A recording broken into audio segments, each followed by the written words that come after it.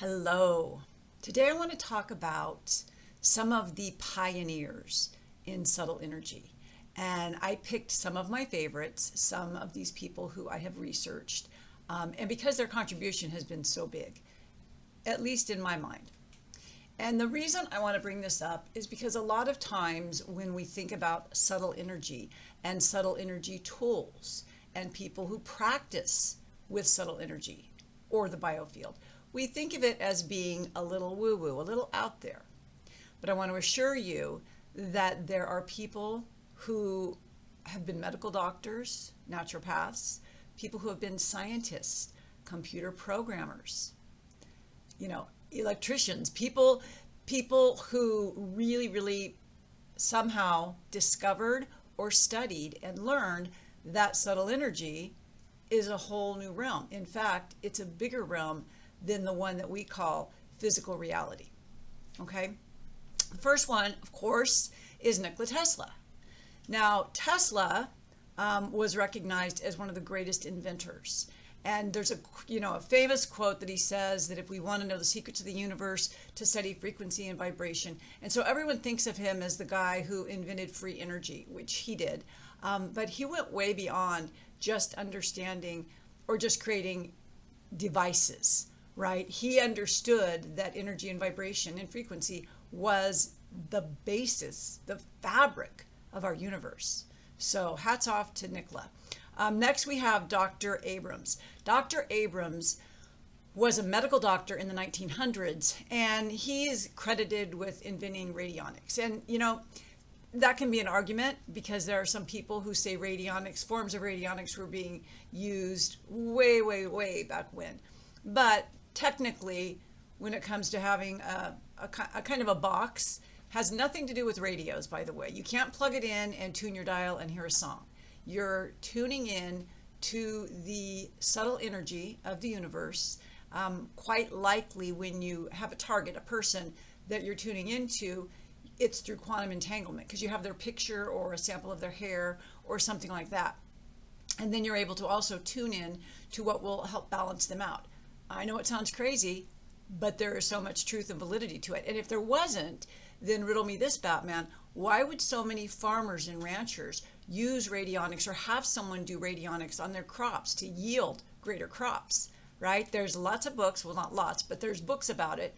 And it's interesting to note that in the United States, radionics may not be used. It is illegal to use radionics as a healing device, for medical purposes. It's interesting because other countries absolutely recognize it as a medical device. So, interesting there, right? Next on the list, we have Marcel Vogel. I wrote about Marcel Vogel in one of my other books about subtle energy. Marcel was a scientist with IBM, very involved in how crystals, quartz crystals, became involved with computers. He went on to spend his career, the rest of his career after he left IBM, to work with intentions and crystals. And he developed something called a double terminated crystal, meaning it's got points at both ends and it has a lot of little faceted points. And it's very powerful because crystals amplify intentions. So we're talking subtle energy again. Next we have Slim Sperling. Slim was a blacksmith turned energy worker and an inventor. And he created these things that we call tensor rings. And at first blush, you're like, okay, cool. It's a piece of thick coil twisted around and you think this is magic? I mean, does it do anything? No, it doesn't seem at first sight that it would do anything. But in reality, you would be remiss to find anyone in the energy medicine field who does not have a tensor ring or 5 because of the cubic cuts that it is. It creates a scalar field. So I myself have a couple of these around my radionics witness wells and potentizers because it amplifies things. Again, subtle energy. We at this point in time do not have a way necessarily to measure and predict. Now, some of the tools that I use, like my AO scanner, I can scan a biofield. But when it comes to scalar energy and measuring it, it's still a pretty wild west, if you will. All right, next on the list, we have my favorite quantum crush, Dr. William Tiller. I started researching Tiller's work, gosh, probably 8 years ago, and I have read all of his books twice, and they're very big books, and they use words like deltrons and vectors. Brilliant, brilliant man. He was a professor. Is it called emeritus? He was a big professor at Stanford University, and his work really dove into understanding how we can use our intentions and our minds and our hearts to work with the quantum field and the subtle energy to make physical changes. And he didn't do stuff like, oh, help me be a millionaire. His intention work was, dealt with larvae. Let's make the pH level of this water change. And you may think, well, wow, that's a really boring thing to do. But he laid the groundwork that we now understand that when people put their minds together and their hearts, that they can create physical change that's measurable, right? When it comes to human behavior and human beings, because we're so complex and so complicated, it's really difficult to get measurable results. But if you say, here's the pH level in a water, it's right here. Now let's focus our minds and our hearts on raising it or lowering it. And then it does, that's measurable, right? Pretty impressive. And finally on the list, I'm gonna add this one in because it's someone that I greatly admire and respect, and his name is Raymond Grace. In my book that's coming out really soon, I talk about how he helped me and my daughter heal our granddaughter, my daughter's daughter, my granddaughter, of something that just seemed like it was never ever going to go away. So I am forever grateful for him. But let's look at what Raymond does. Raymond is a mountain man. Okay, so at first blush you may think, what does he do? Here's this guy living on a farm in Virginia, swinging a bullet around on a chain. What? But it's not the bullet on the chain. It's his ability to place his focus in a relaxed brain state and his heart in tension. And when he puts those two together, he connects with the quantum field with the subtle energy field. And so he's done magnificent things. He has helped, countless people heal countless conditions. He has helped clear bodies of water, just like Dr. Emoto has with the water experiments. He has helped clear schools, and done a lot of good work. And I want to be really clear when I talk about healing diseases, whether you're talking about radionics or crystals or Raymond Grace.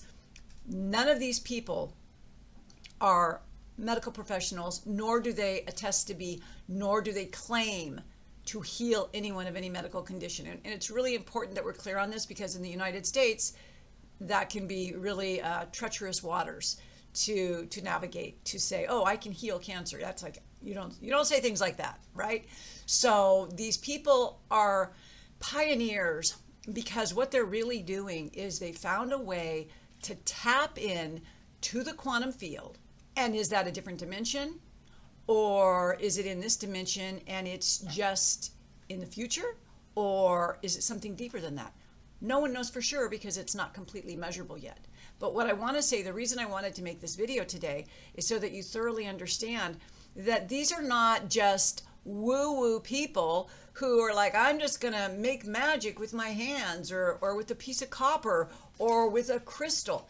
That's not how it works. These are people who have been scientists and medical doctors and naturopaths, physicists. These are people who were computer programmers or electricians, really, really smart people who understood the importance of subtle energy. And here we are in our third dimension reality, the physical universe, thinking that this is it. And what's really, really interesting to understand is the ether, which is outside of us, which is not really outside of us, depending on how deep down the rabbit hole you want to go, but it's what everything is made out of. Like Albert Einstein even said, energy informs matter. And it's interesting, a little tidbit I'll tell you on the word ether is that back in the day, like back way in the day, ether was the terminology used. It was okay to say it's in the ether. But there came a point when it became considered too woo-woo.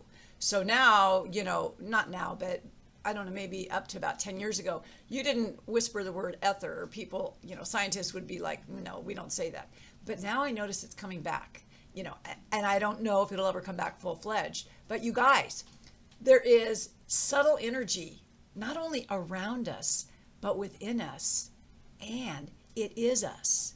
So these tools that you see,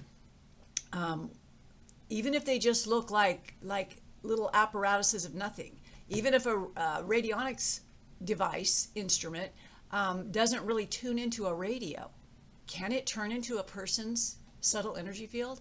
I say yes.